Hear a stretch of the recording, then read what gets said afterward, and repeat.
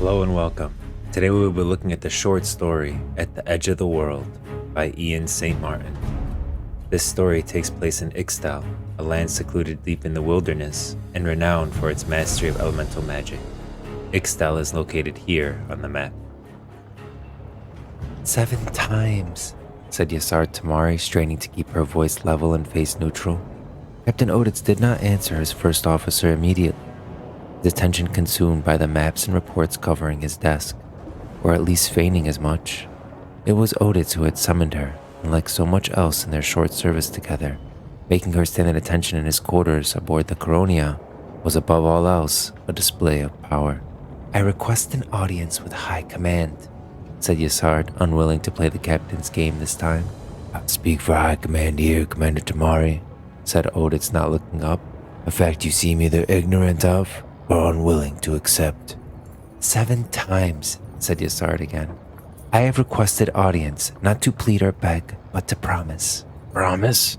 The captain looked up from the spread of parchments, finally glancing at Yasard. Yes, she answered. To promise them the glory that I shall win for them, the lands and people I will bring by word or by blood into the Empire. There are expansions being mobilized, envoys being sent out from our borders to secure new lands for Noxus each day. I can win those for them. All that I require is a command. We have spoken of this before, Oditz muttered. 7 times now, as you know. It is high command that decides how to interpret the will of the Triforix, not their subordinates. Yasard stiffened. Frustration frayed her patience. When Captain Hirad fell to the pirates off the coast of Rug, it was I who led the Coronia's crew to victory, not you. It was I who led the boarding action to seize the Corsair's ship, and when the last of them fell, it was my name that was cheered. It felt right. After such a victory, I expected— What? Asked Oditz. Your own command. After beating a rabble of underfed Freljordians back into the sea, you think it is you who should be sitting here rather than myself. And because it isn't, you superseded my authority to request an audience with High Command yourself. Calmly, Captain Oditz set down his quill and rose from his chair. He towered over Yasard, the light catching the old scars etched upon his features from a lifetime of war. I would have seen you stripped of your rank and thrown into the Reckoneer pits for your lack of respect, Commander Tamari, he said stiflingly. But it seems that fate has intervened on your behalf. He produced a scroll and extended it to her sharply.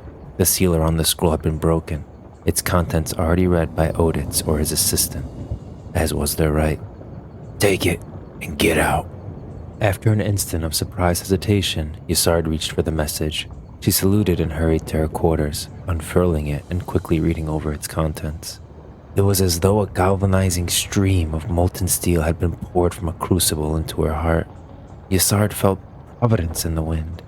For the first time at her back, finally her skills would be given their full range. She had been ordered to the capital. At last, command was hers. Time skip. The harbor was a bustling throng of activity. Merchants, traders, dock workers crowded alongside fleet crews embarking and disembarking from ships in a constant stream. Rare beasts let out keening wails from within iron cages, destined for the arenas for sport, or the homes of the elite to join their exotic collections. Shipments of food from all corners of Runeterra were being offloaded from trading vessels and distributed to feed the countless citizens of Yasard's barren homeland. It was a breathtaking scene. A living estuary where new goods, cultures, and ideas flowed into the Empire, expanding it, enriching it, and making it stronger. All of this and the sprawling city beyond sat in the shadow of the immortal bastion.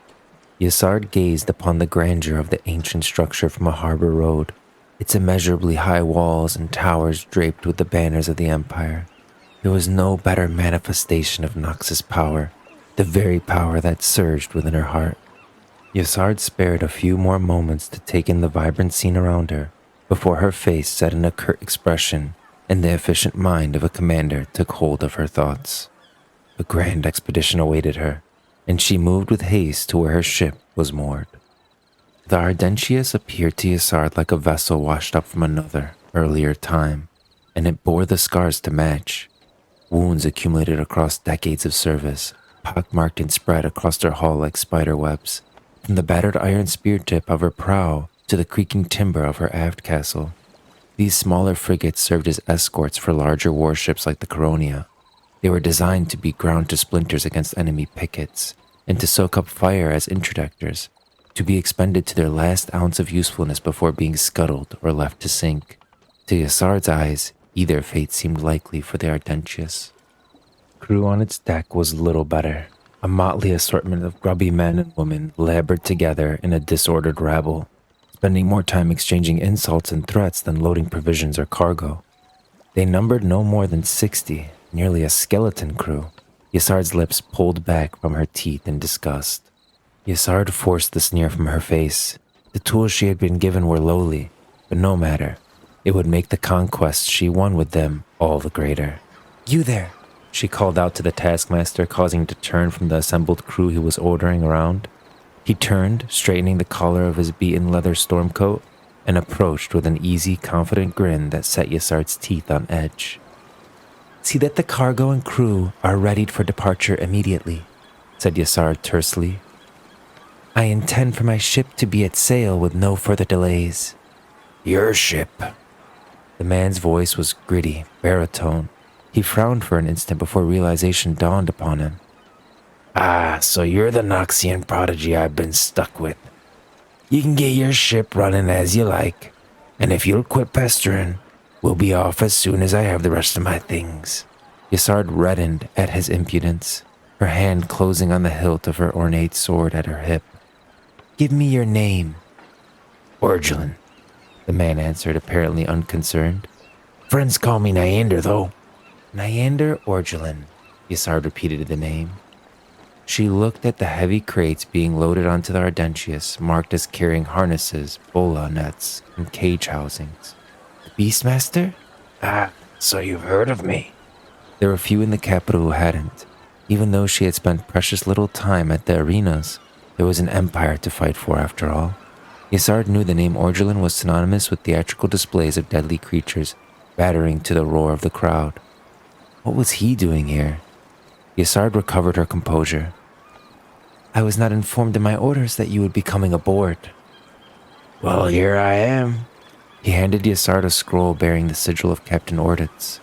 Orgelin noticed her scowl and flashed her a toothy, conspirational grin. "Looks like we'll be shipmates." Time skip. Yassard stood at the bow of her frigate, scanning the horizon.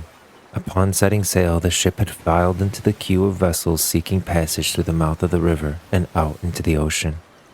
Hours of waiting had led to a brusque and thorough inspection by the soldiers manning the fortified installations that secured entry into Noxus by sea. But after they had checked every inch of the Ardentius and pored over Yassard's orders no fewer than 6 separate times, she had been given clearance to depart. Yassard had seen the ocean many times, but never on a ship under her own command.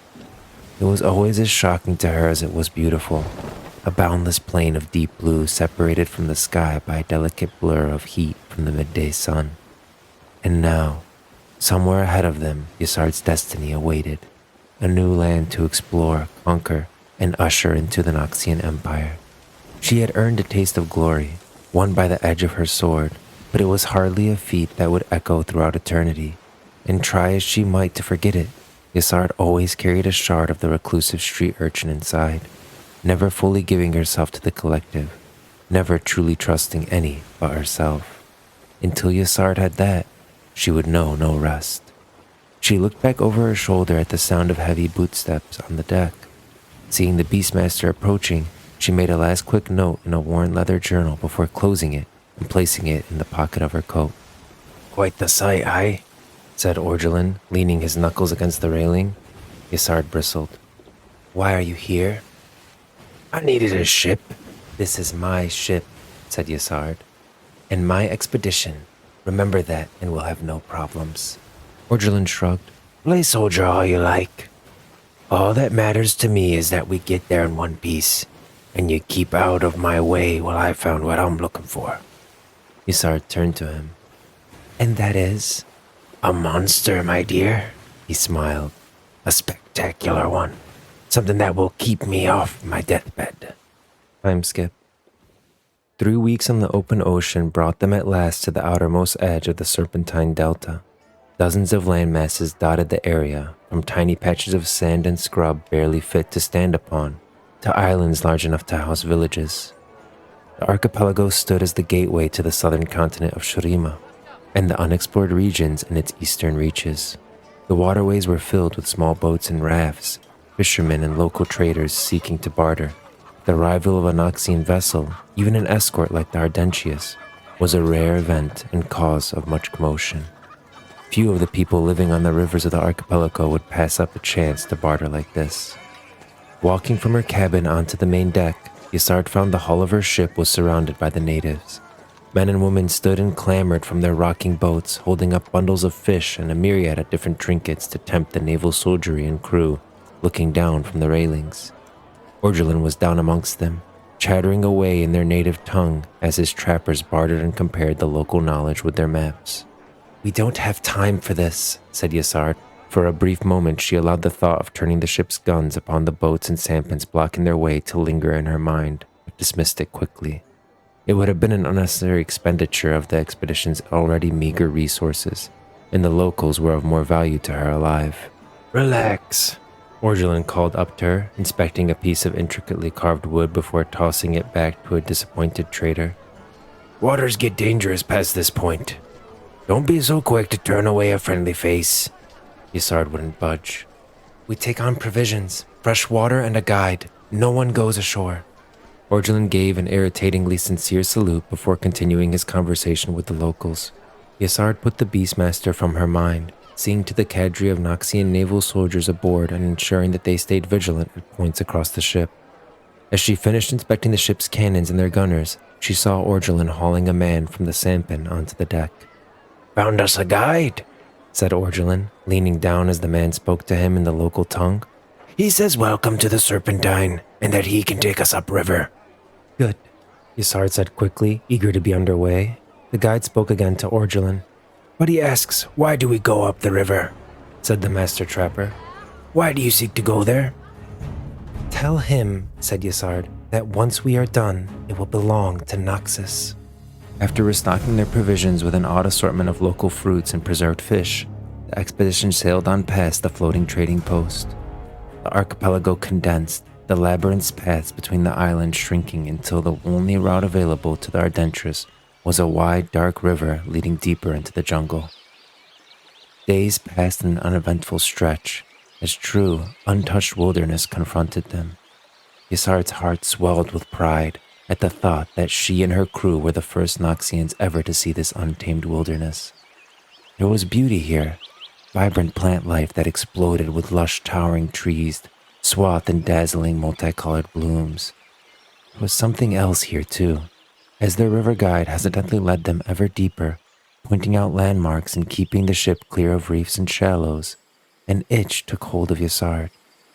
First imagined, then more real and instant. A gloom permeated every inch around the river, as if it were all drowning in a shadow that could not be seen, only felt. Isard found that her hand would stray to the blade at her hip, without thinking. She would draw her hand away before deliberately crossing her arms over her chest and forcing her mind to focus. But the silent horror remained, saturating everything she could see. Isard saw to her command to remain sharp, consulting with the ship's navigator as he worked to chart the course of the river, followed by the inspection of the ship's stores. She climbed back up to the main deck, picking a rat weevil out of her ration of Bloodcliff's hardtack when she heard shouting. "What is it?" she demanded as she climbed onto the main deck. Orgelin listened to the guide. "He says he'll go no further." Isard frowned. "Why here?" She looked around, the river and jungle no different than anywhere else in the past days. Yet the riverman was panicked, as though they had broken some invisible boundary they were never meant to cross. The little man gestured frantically to the crew around him. He pointed to the patches of red, weeping flesh on their bodies. Isard had noticed the affliction spreading amongst the crew, despite her efforts to divine its source. She even found signs of it on herself.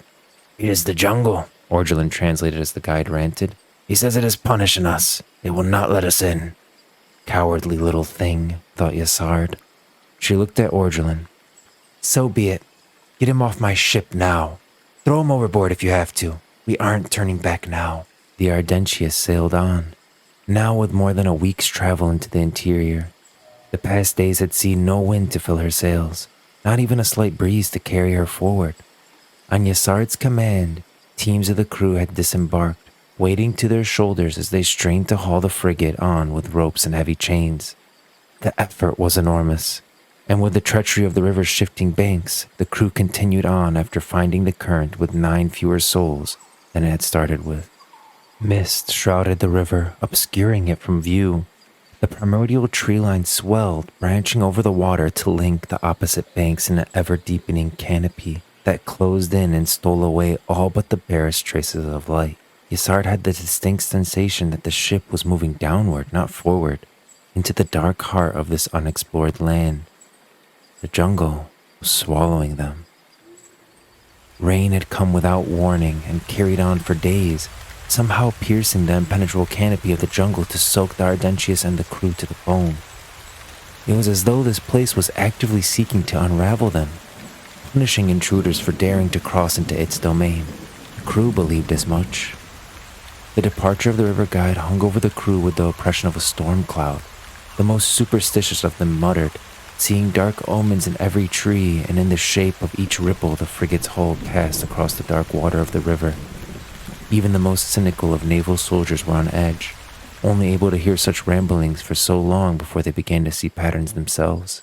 Ysard knew in her heart it would not be long before the tension cracked some of them, and examples would have to be made. Sooner than she had thought and hoped, she was proven right. "Turn the ship around!" came a panic cry. "Now!" "Easy now, Cross," said Orgelin, straining to keep his voice calm. "This is a death ship, a cursed ship!" The trapper hurried toward Orgelin, seizing him by the lapels of his storm coat. "You all heard the riverman. Nothing ever comes back from this jungle. Nothing!" Orgelin flicked his gaze over the surrounding crew, heavy beads of condensation dripping from the wide frayed brim of his hat. He saw it in their eyes. Cross's words reflected in each of them.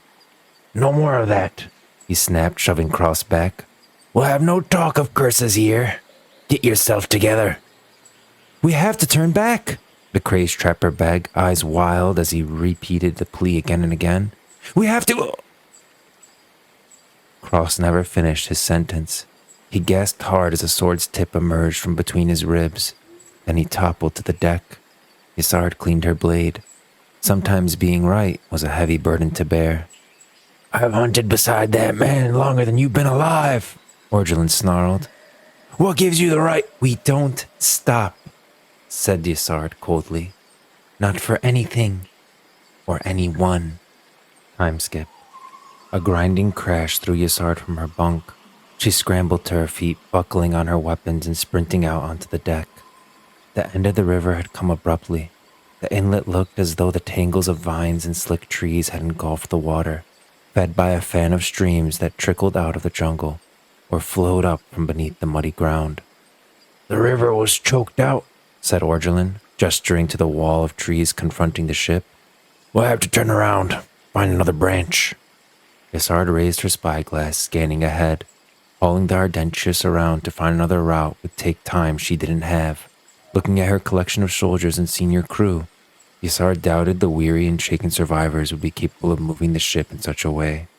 10 had died in the past days, another one by execution for refusing to man his post, and 6 to the strange, infectious disease afflicting them.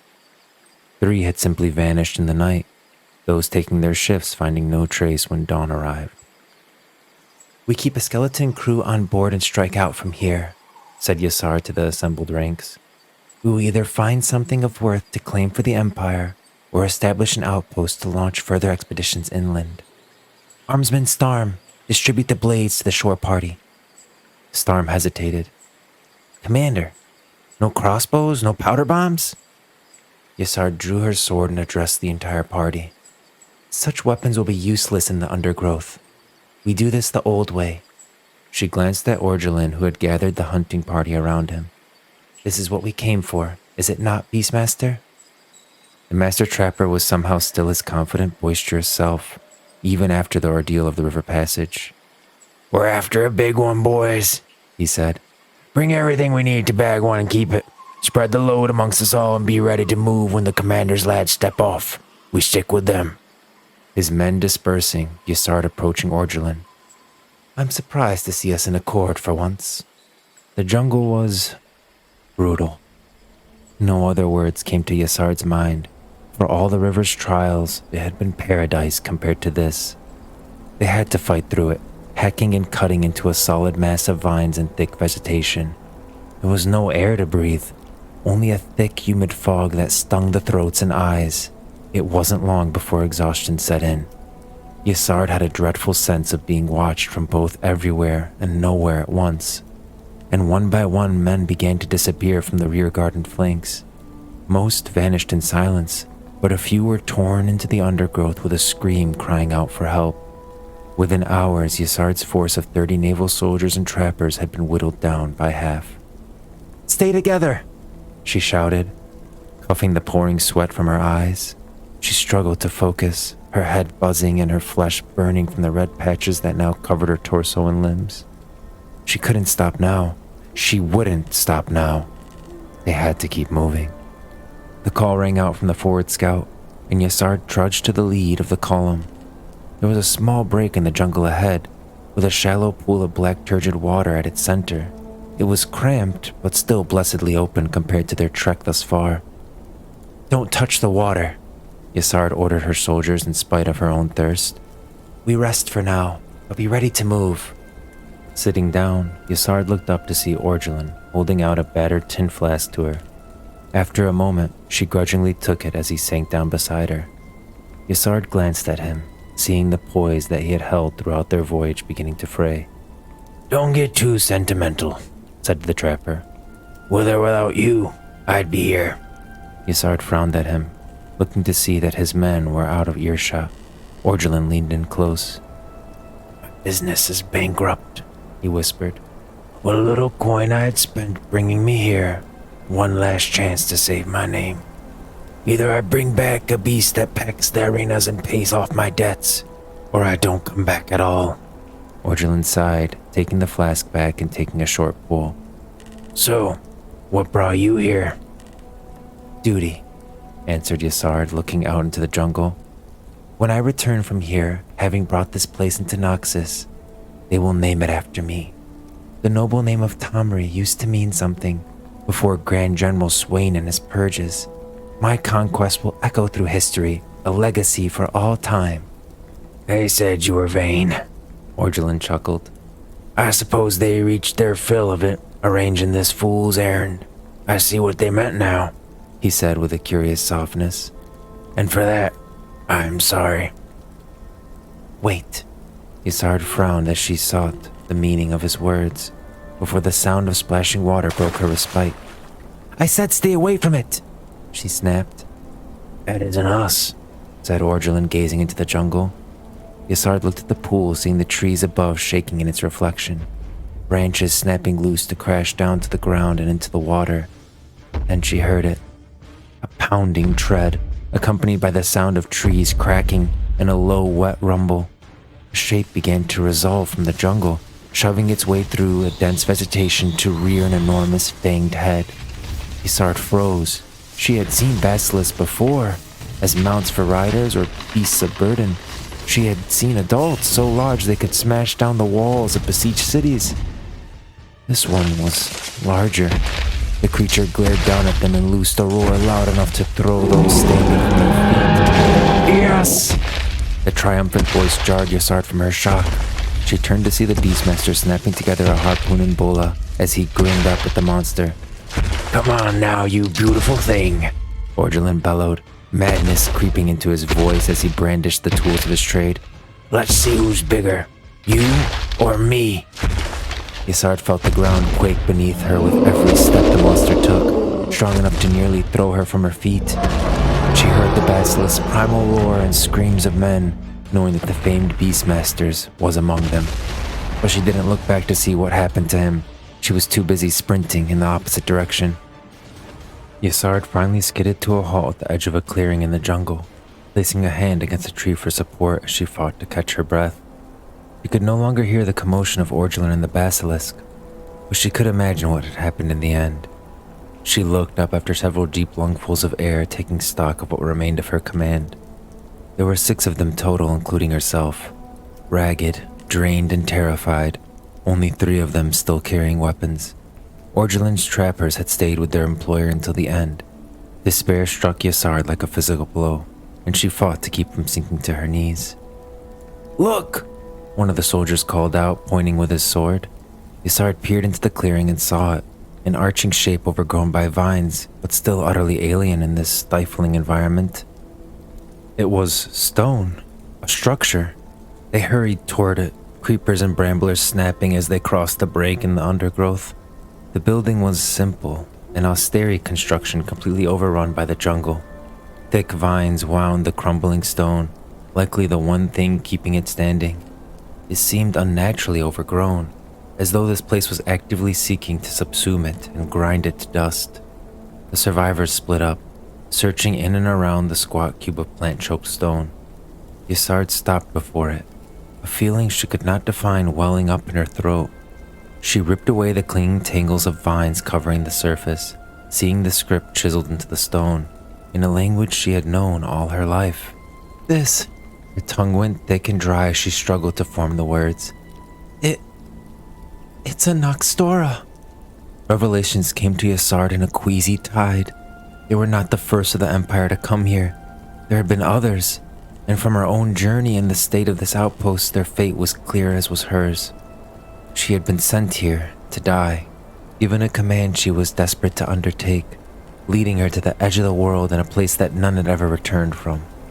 Yasard had given every fiber of her being to forging a legacy. Instead, she now stood on the precipice of striking the Tamari name from the face of history, in this suffocating wilderness. There was nothing for them in the abandoned outpost. Yasard led the other survivors back into the jungle, hacking a new path through the dense undergrowth.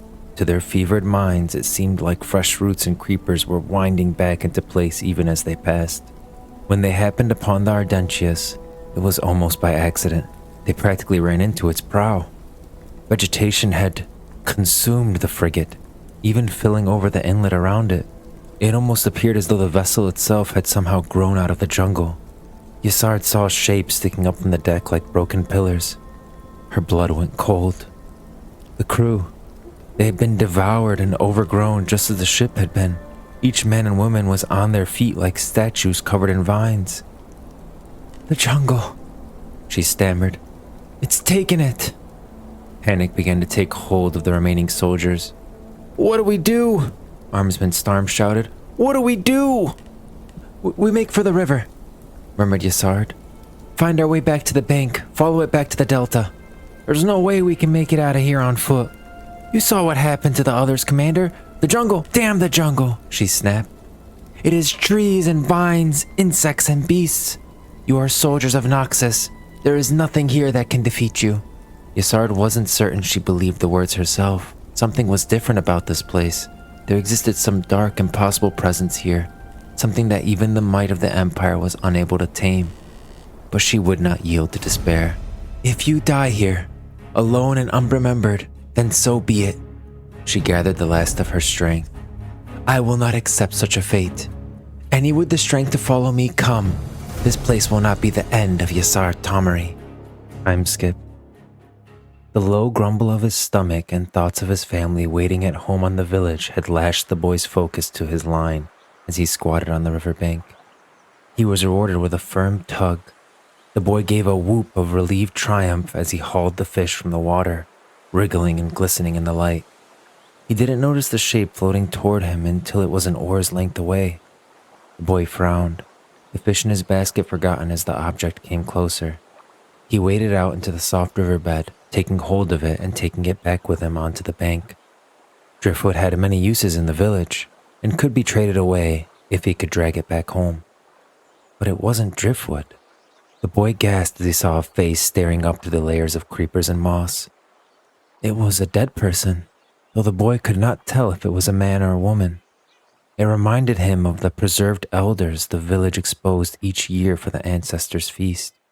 It was clad in scraps of dark, battered armor, edged in tarnished red, adorned with a rusted symbol that meant nothing to the boy.